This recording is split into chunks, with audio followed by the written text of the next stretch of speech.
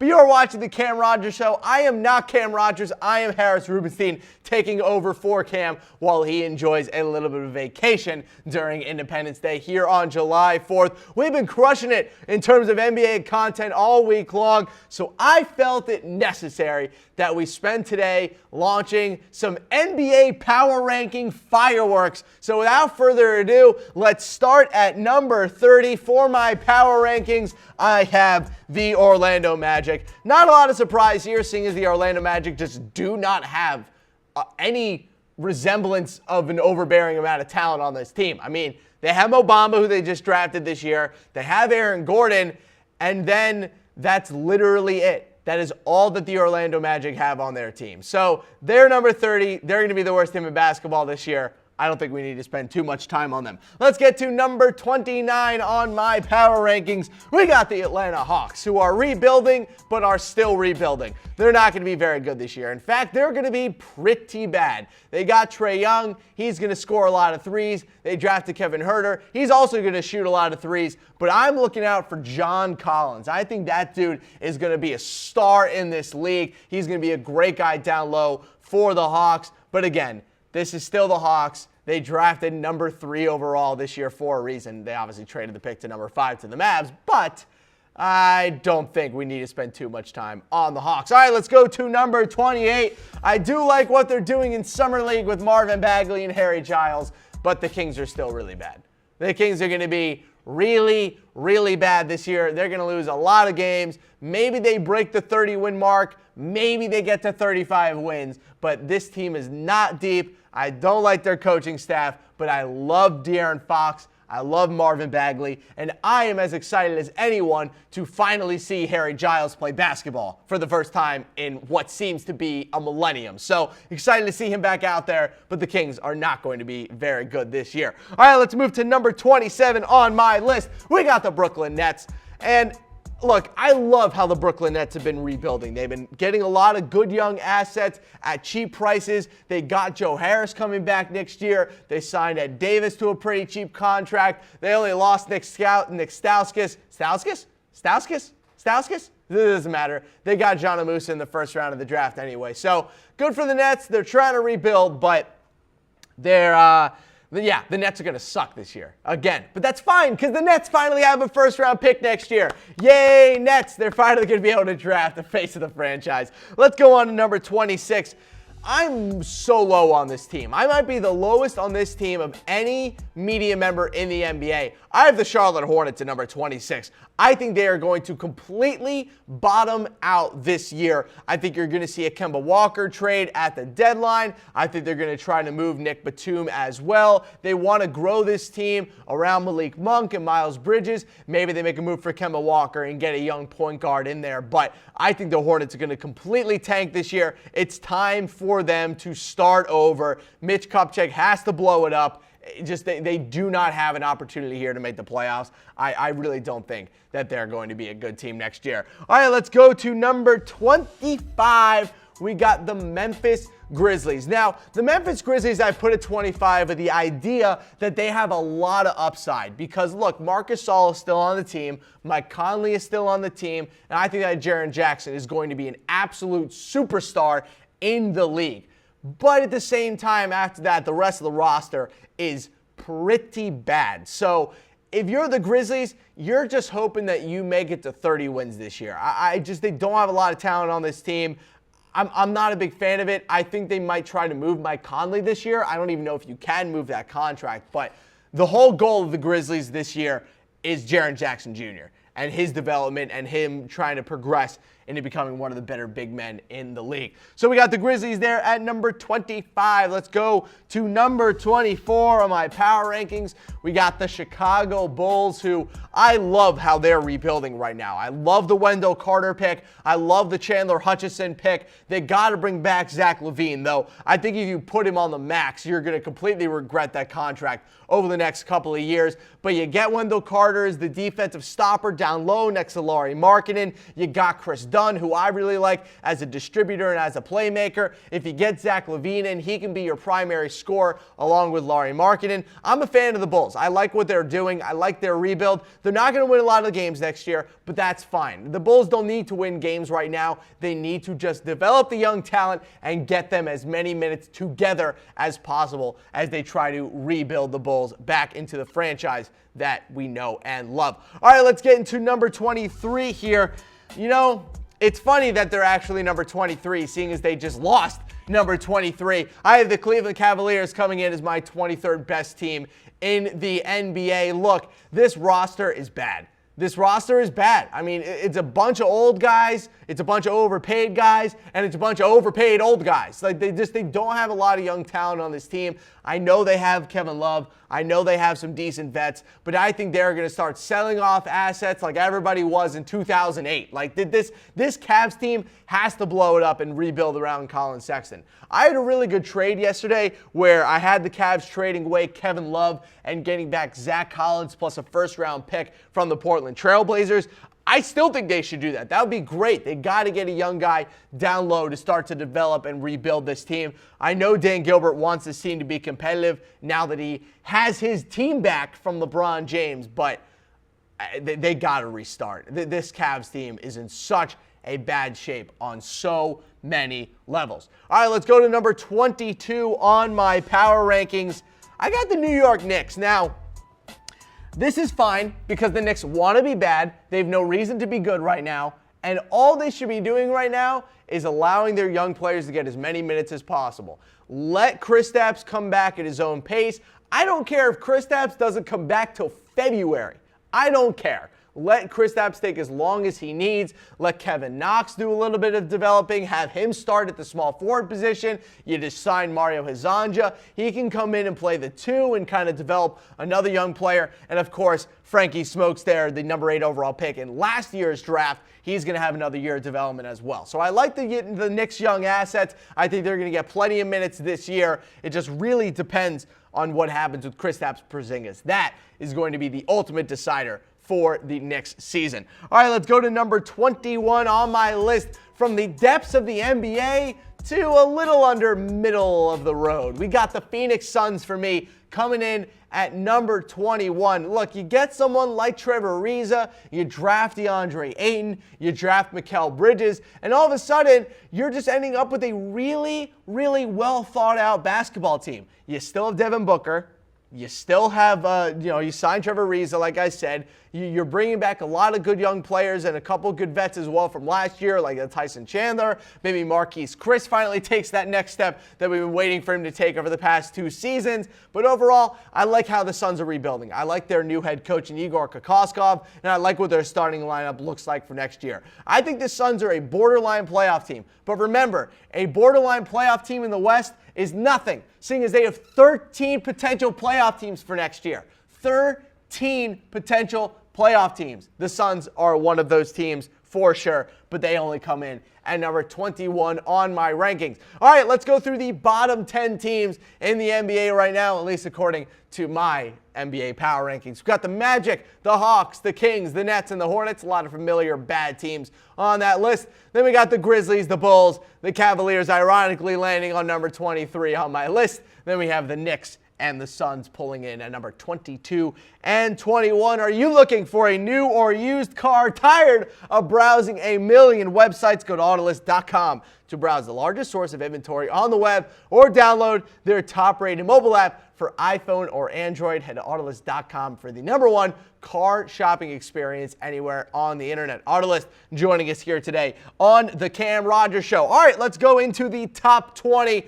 We start at number 20 with the Dallas Mavericks, and I have loved what they have done this offseason. You bring in DeAndre Jordan, you make a big draft day trade to get Luka Doncic, you sit him next to Dennis Smith Jr., and boom, bang, pow, all of a sudden, you have a potential playoff team for next season here in Dallas. And their starting lineup, look, people, this is a good starting lineup. Dennis Smith Jr. next to Luka Doncic. You have Harrison Barnes as a primary scorer. Dirk coming back next season along with DeAndre Jordan. Boom. good for you, Mavericks. I think this is good enough to maybe get the 8th seed in the West. I think they need to make one more move at the deadline to get one more score, but I think the Mavericks could surprise some people this year. I think they have a lot of potential going forward. All right, we have the Mavericks at number 20. Let's head to number 19. We got the Detroit Pistons. Now, the most interesting thing about the Pistons is what we're going to see out of them next season. Because next season is when, look, the cap space for the Detroit Pistons right now is a complete and utter disaster. This is one of the worst cap teams in the entire NBA. I mean, they're paying Blake Griffin and Andre Drummond more money than I think either of them are worth. I'm worried that Andre Drummond, for as good as he is, you just simply can't win a title with him as, your second or maybe even your best player. Depends on where you rank him and Blake Griffin. But, I mean, look at the rest of their team. Reggie Jackson, Luke Kennard, Stanley Johnson. Like, these guys just aren't elite players. I mean, their number one free agency signing so far this year has been Glenn Robinson III. Yuck.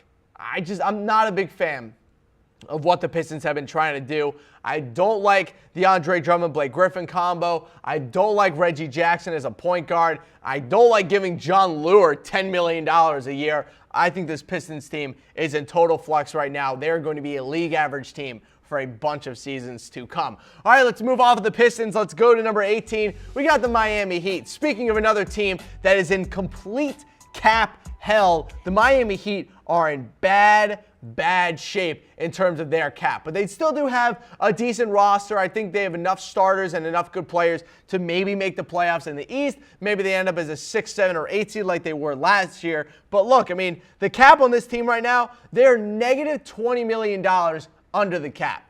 Look, that's what happens when you give Hassan Whiteside a max contract and you just start doling out, 10, 11, 12, 13, $14 million contracts to a lot of average players. I mean, Tyler Johnson's making $19 million next season, and he's not even going to start for the Heat. Like, that's terrible. James Johnson is getting paid $15 million.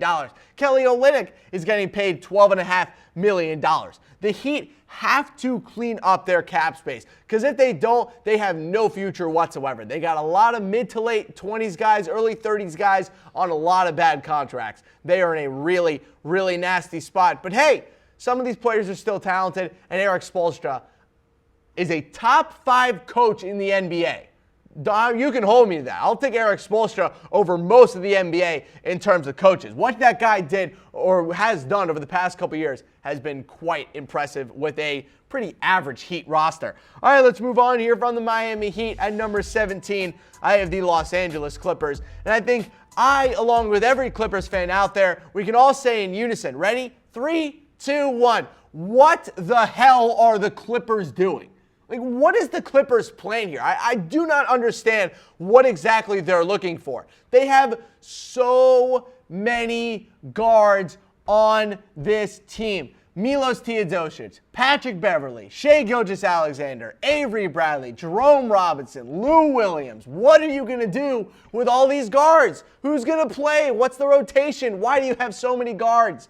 I'm stunned that they even traded away Austin Rivers because they just love guards so much. And they also have no one down low to back up anyone like a Marcin Gortat. They don't have a single starting caliber power forward on this team right now. I know that they have Montrezl Harrell, who's a restricted free agent, but they haven't given him a contract yet. They don't currently have anyone down low that's worth a damn. This Clippers team is super, super weird. They got to blow it up. I mean, Marcin Gortat, $14 million a year. He's an expiring contract.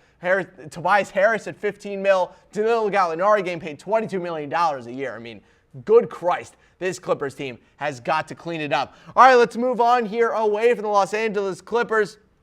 My next team at number 16 is the Washington Wizards. I'm not going to spend a lot of time on the Washington Wizards simply because they just make me so angry that I cannot see straight. This is the worst run team in all of basketball. They drafted maybe the best or second best player in the history of their franchise in John Wall, and they've been able to do nothing in about a decade of having him on the team. They've never made it to an Eastern Conference Finals. The closest they came was taking a average Celtics team to 7 games in the Eastern Conference semifinals. That was the closest they have gotten I can't talk about the Wizards anymore. They're coming in at 16 because they're extraordinarily average. Let's go to number 15 on my list. I got the New Orleans Pelicans, and it's such a shame because this team really looked like it had finally turned a corner last year in terms of on-court talent. The hope was that they were going to bring back both Rajon Rondo and DeMarcus Cousins, and instead they lose both of them, and they're stuck signing Elfrid Payton and Julius Randle, who are two very discount versions of both of those players.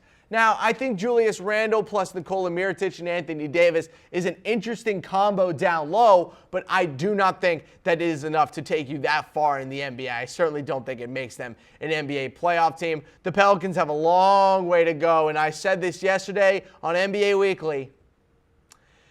This is Anthony Davis's last year as a New Orleans Pelican. I think he is going to ask for a trade. I think he wants out. I think he wants to start competing for some titles, and I think he's going to force his way out of New Orleans. So the Pelicans coming in at number 15. Let's go to number 14. At number 14, we're headed to the Midwest. We got the Milwaukee Bucks. I'm a big Bucks guy. I think that they have a lot of potential. This is my dark horse to win the Eastern Conference next year. If they can get one more shooter around Giannis, if everything can come together and this team can actually start playing some damn defense, then maybe the Bucks can make a run at the Eastern Conference title next season. I think this team has a lot of talent. And also, you can make an argument right now that they have the best player in the entire conference with Giannis. Who is the best player in the Eastern Conference right now? If it isn't Giannis. Joel Embiid doesn't play enough games. Ben Simmons is only a second-year player. I don't really think that Kyrie Irving can really be considered the best player in the conference. He's not better than Giannis. Gordon Hayward didn't play last season. Al Horford simply doesn't score enough points. So who is the best player in the Eastern Conference? Let me know in the comment section. And also, what is your drink of choice today? It is July 4th. It is Independence Day. What are y'all sipping on today? I'm sipping on a lovely Diet Dr. Pepper because I'm not allowed to drink alcohol live on air, which is a shame, though it is only 9:41 here in Dallas, Texas, so I don't really know how much drinking I'd be doing either way. But let me know in the comment section what your drink of choice is. We're seeing a lot of waters. Good. Proud of you guys. Got to filter out that system. All right, let's move away from the Bucks here. Let's go to number 13. We have the Minnesota Timberwolves, who might not be at number 13 for very long, seeing as Karl-Anthony Towns and Jimmy Butler do not like each other at all. So with the Timberwolves at number 13, I mean, look, this team hasn't really changed too much from last year to this year. It's very much the same roster, and it all revolves around the health of the team, and also if Tom Thibodeau will finally start using the players on their bench. So we got the Timberwolves coming in number 13. Let's go to number 12. We have the Indiana Pacers. I'm a huge fan of the Pacers. I love their rebuild. I love Oladipo. I love Miles Turner. I love the additions of Tyreek Evans and Dougie McDermott. I'm a big fan of what the Pacers can do next year. I think they have the potential to end up being one of the top 3 seeds in the East next year behind the Celtics and 76ers. This is a good team, well coached, good on both sides of the ball with a lot of long and smart players. This is a really good Indiana Pacers basketball team. I'm really excited to see what steps they take for next season. Let's go to number 11. I might be a little low on this team. Might be a little low, but I have the Denver Nuggets coming in at number 11, mostly because I need to see them prove it to me first. I mean, look, I was really high on the Nuggets going into last season also, and they didn't even make the playoffs. I know winning 46 games and not making the playoffs is simply because, the Western Conference is stacked, but look, you're paying Gary Harris $16.5 million a year. You're paying Paul Millsap $30 million a year. You just gave Nikola Jokic a massive extension of 5 years and $148.5 million. You got to make the playoffs this year. You have to make the playoffs this year if you're the Nuggets. I can't believe that they are a team, one of the top 5 cap hits in all of basketball. They're not even a title contender for next year. They got to figure out this team and whether or not they need to start selling off pieces to try to get a superstar in Denver. So let's go through a recap of my power rankings before we enter into the top 10. We got the Orlando Magic, the Hawks, the Kings, the Nets, and the Hornets taking up the bottom 5. After that, we got the Grizzlies, the Bulls, the Cavs, the Knicks, and the Suns. Moving on, we got the Mavericks, the Pistons, the Heat, the Clippers, and the Wizards. And then we have the Pelicans, the Bucks, the T-Wolves, the Pacers, and the Nuggets. All right, let's go into our top 10. But first, a reminder that today's episode is brought to you by Autolist. Are you looking for a news or used car? Are you tired of browsing a million sites?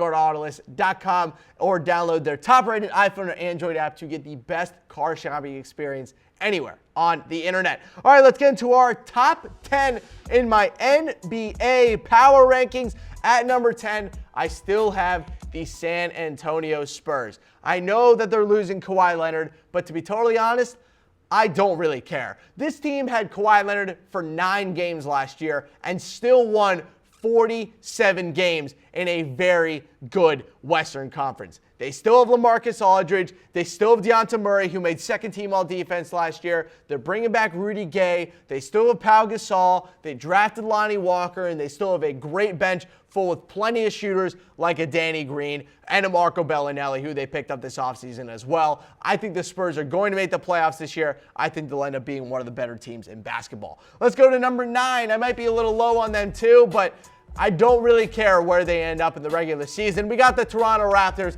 coming off a near 60-win season, bringing back almost the same roster outside of a new head coach, and I just cannot bring myself to believe in the Raptors. I can't do it. I called them as one of my, I said that they were going to make the NBA Finals last year. They completely burned me, make me look stupid, so I can't believe in them anymore. I am totally out on the Toronto Raptors. I am on team blow it up. Blow it up, trade away Ibaka, trade DeRozan, trade Lowry, trade Valanciunas. I don't care. Blow it up. This team is not going to win a title as it's currently constructed.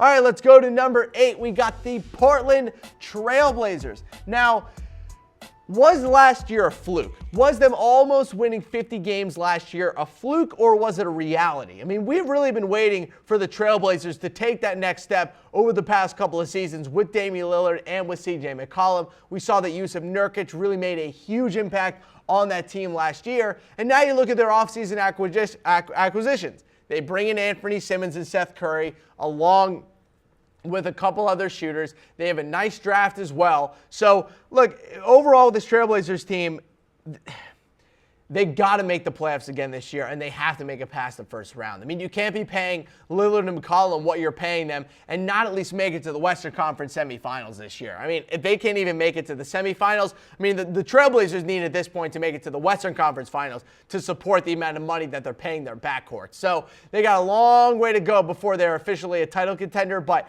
they got to make it out of the first round of the playoffs this year. I think they'll end up doing it. All right, let's move on here from the Trailblazers. Let's move into number 7.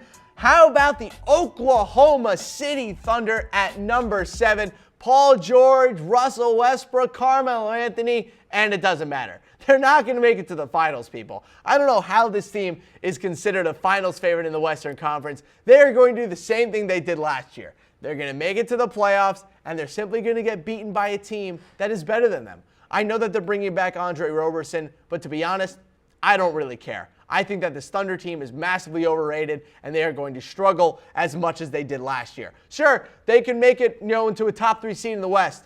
They ain't winning the West, and I think that they're in line for another playoff upset next season. All right, let's get to number 6.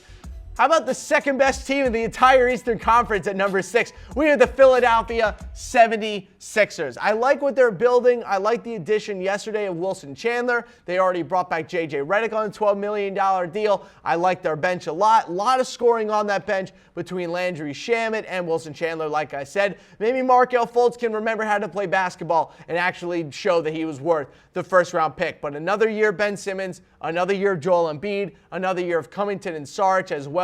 This 76ers team is going to win a lot of games next season in a very, very bad Eastern Conference. This 76ers team is going to be a lot of fun to watch. I'm very, very excited to see what the 76ers bring to the table. Who knows?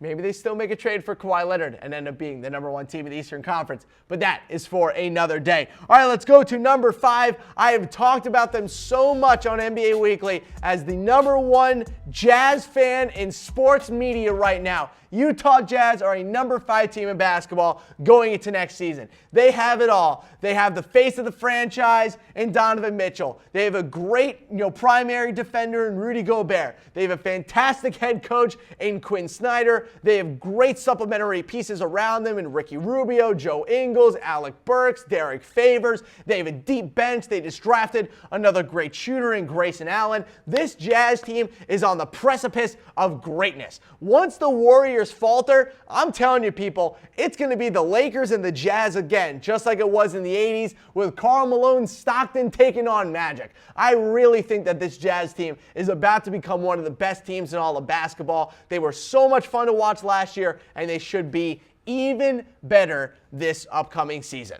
All right, let's go to number 4 on my power rankings. You bring in the king. It's pretty easy to go from one of the worst teams of basketball to one of the best teams of basketball. I have the Lakers coming in at number 4 on my power rankings. Look, I'm a believer in this Lakers team. I like LeBron James, obviously, the best player in our game, the best player of the generation, and maybe the best player of all time. Now, you pair him with a great off-ball point guard, Alonzo Ball. You pair him with a budding shooter in Brandon Ingram and Kyle Kuzma. You just add in Mo Wagner as well. A couple nice bench pieces in Rajon Rondo, Lance Stevenson, JaVale McGee, and Kentavious Caldwell-Pope, all on one-year deals to save up cap space for next season. I like Josh Hart as well. If they want to make a move at the deadline, they have enough assets to do so. This Lakers team, they might not win the finals next year. They might not even make it to the Western Conference Finals next year. But one thing is for sure, the Lakers are going to be a ton of fun this season. They are going to be must-watch basketball television. Must-watch. Lance Stevenson, JaVale McGee, and LeBron James on the court at the same time is going to be a sight to see. I can't wait. This team has a lot of heart, a lot of effort behind it, and a lot of good defense. The real question for the Lakers this year that they need to get the answer to is Luke Walton the right coach for the future? That will be what ultimately becomes the decision out of this season. All right, let's move away from the Lakers. Let's get into my top 3 teams. And number 3, I have the Houston Rockets. Now, look, the Rockets more so than any team in the NBA have a huge chance of just completely tanking or bottoming out this year compared to last year. I think we have a big-time problem with the Rockets. Chris Paul and James Harden, sure, you bring back Clint Capella, but after that, I mean, Eric Gordon's going to have to start next year because you lost Trevor Ariza. PJ Tucker adds another year of age. Anderson at $20 million a year is a horrible contract. The Rockets are in a little bit of trouble here, people. I think that we could see them take a pretty big step back next year. Don't be surprised if the Rockets get passed up by my Utah Jazz next season. All right, let's go to number 2. Look, I've been talking about them as the only chance that we have of seeing any team beat the Warriors next year. It is the Boston Celtics. People, the over-under for this team right now in terms of wins, at least my over-under, is 62. I think that this team is going to win so many games next season. Because look, Gordon Hayward, he's finally going to come back healthy. Apparently, he's starting to shoot again. He's starting to do actual basketball activities. Kyrie Irving, his knee is completely fresh. No more metal in that knee. Screws are gone, plates are gone, infections gone. His knee has been completely cleared out. Al Horford on a contract season. Jason Tatum, year 2. Jaylen Brown, year 3. A fantastic bench and the second best coach in all of basketball, along with the best GM in the entire sport. This Celtics team is the only chance we have of the Warriors not winning the title next year. And I think their regular season games are going to be the best games of any matchup in the NBA next season. I can't wait to watch. And of course, at number 1, could it really have been anybody else other than the Golden State Warriors? The answer is no. It physically can't be anyone else.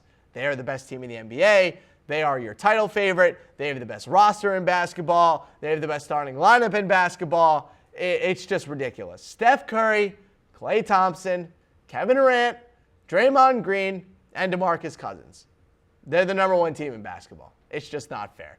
Good for you, Warriors fans. I'm sure you're happy that you have a super team. No one else is. No one else is happy about this. All right, let's recap my power rankings before we move on. Magic, Hawks, Kings, Nets, and Hornets at the bottom of the barrel. We got the Grizzlies, the Bulls, the Cavs, the Knicks, and the Suns after that.